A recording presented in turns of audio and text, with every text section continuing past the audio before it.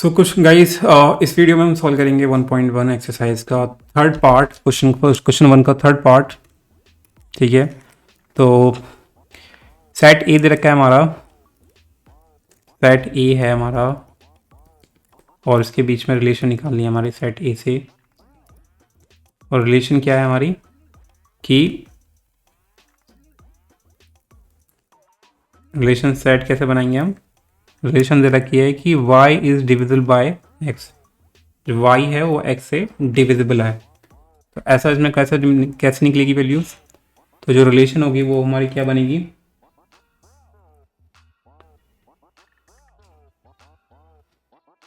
तो रिलेशन हमारी बन जाएगी बहुत सारा सेट बनेगा इसमें, तो हम सेट नहीं बनाएंगे, रिलेशन नहीं बनाएंगे, डायरेक्ट हम इसे सॉल्व करेंगे। तो आपको पहले बस चेक करना है कि क्या ये रिफ्लेक्सिव है या नहीं है।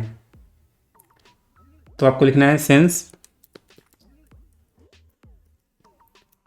एनी नंबर, रिफ्लेक्सिव कब होता है जब ए बिलोंग्स टू आर हो, यानी कि सेम नंबर। तो हम एज वी नो दैट कि खुद जो नंबर होता है वो खुद का डिविजिबल होता है।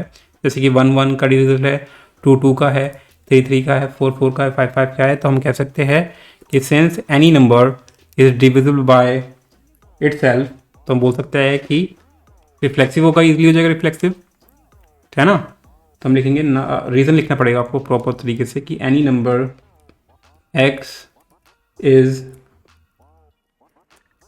divisible by itself, which implies that x belongs to R होगा, यानी कि 1 भी होगा, 2 भी होगा, 3 भी होगा, 4 भी होगा, 5 एंड 6 भी होगा।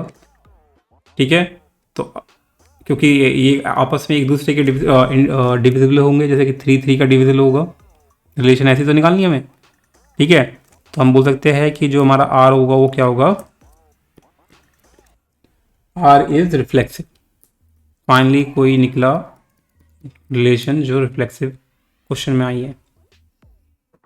ठीक है, तो अब हम चेक करेंगे किसके लिए, सिमेट्रिक के लिए। सिमेट्रिक में क्या होना चाहिए कि अगर A B belongs to relation में है तो बी ए को भी रिलेशन में आना होगा, तभी ये हमारी सिमेट्रिक होगी। तो अगर हम चेक करेगा इस कि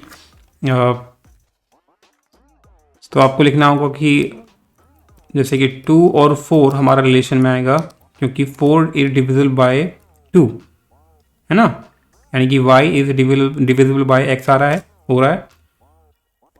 तो सिमेट्रिक होने के लिए क्या होना चाहिए था कि 4 ये भी होना चाहिए था। तो क्या जो हमारा 2 है वो 4 से डिविजिबल है या नहीं है, नहीं है डिविजिबल, तो हम कह सकते हैं बट तो 2 और 4 तो रिलेशन में आएगा। ठीक है, क्योंकि 4 8 डिविजिबल बाय 2, बट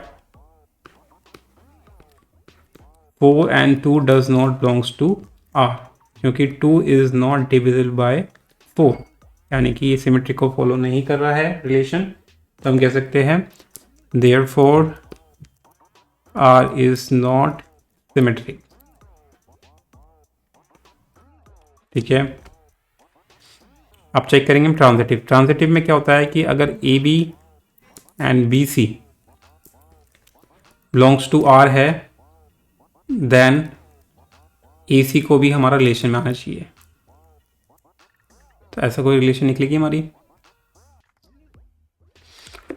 तो इसके लिए चेक करने के लिए आप एग्जांपल ले सकते हैं कि let x y and y z belongs to relation R, यानी कि जो वाई है वो x से डिविजिबल है और z है वो y से डिविजिबल है। तो हमारा जो z होगा या x होगा, x होगा, x z होगा, वो भी हमारा रिलेशन में बिलोंग करेगा नहीं करेगा। तो हमारा जो z होगा वो x से भी डिविजिबल होगा नहीं होगा। एग्जाम्पल मैं आपको दिखा देता हूँ कि अगर 2 and 4 हमारे रिलेशन में आएगा, क्योंकि 4 8 डिविजिबल बाय 2 एंड 4 और 8 ले लेते हैं तो 8 इज डिविजिबल बाय 4, यानी कि दोनों रिलेशन में आ रहा है हमारा। तो 2 8 हमारा रिलेशन में आएगा नहीं आएगा, क्योंकि 8 is also divisible bye 2, therefore ये हमारा क्या होगा, ट्रांजिटिव बन जाएगा। रिलेशन हमारी जो है ट्रांजिटिव भी होगी, सिमेट्रिक नहीं होगी, ट्रांजिटिव होगी। ठीक है, तो आपको लिखना है कुछ इस तरीके से कि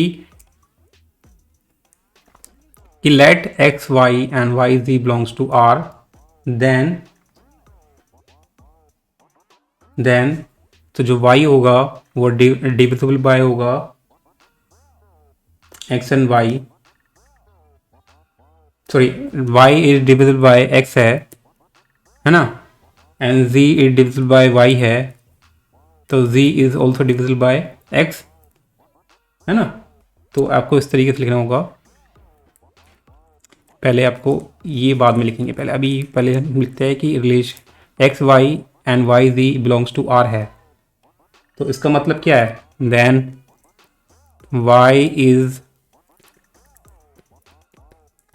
divisible by x, y divisible होगा x से, ठीक है, एंड z होगा वो डिविजिबल बाय होगा y, z इज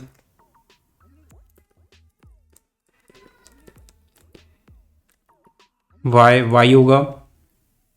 तो क्या होगा, तो हम कह सकते हैं कि जो z होगा वो डिविजिबल बाय x भी होगा। अभी मैंने आपको समझाया कि 2 4 और 4 8, तो 8 भी डिविजिबल होगा हमारा 2 से, ठीक है, डिविजिबल। सो ठीक है, तो यानी कि ये क्या कर रहा है, फॉलो कर रहा है ट्रांजिटिव को। तो हम बोल सकते हैं therefore और which implies that कि जो एक्स वी होगा वो बिलोंग्स टू आर होगा। तो therefore जो रिलेशन आर है वो क्या होगी हमारी, इज अ ट्रांजिटिव। ठीक है, so yeah, that's how you can solve this question, guys.